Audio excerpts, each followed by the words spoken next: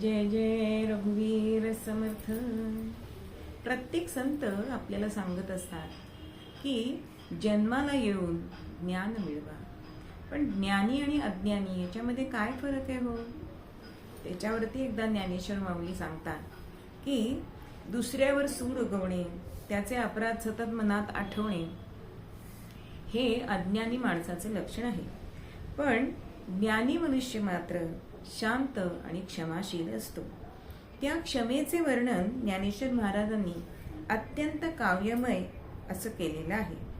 ते उदाहरण देतात की दात ओठ न खाता जो क्षमा करतो तो खरा ज्ञानी पुरुष. म्हणजे त्यांनी उदाहरण दिलंय की फार खोल पाण्यामध्ये कमळाच्या मुळं जशी पसरलेली असतात त्याप्रमाणे ज्ञानी माणसाच्या कडे त्याच्या ठिकाणी ही क्षमा वाढत असते. म्हणजे ती खोलवर रुतलेली असते असं त्यांना म्हणायचे.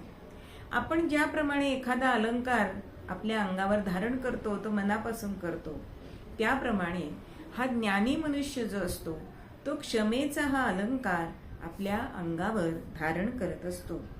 मग त्याच्या पुढे त्याचे अधिभौतिक, अधिदैविक आणि आध्यात्मिक असे तीनही तापांचे समुदाय त्याच्यावर कोसळले तरी सुद्धा तो डगमगत नाही.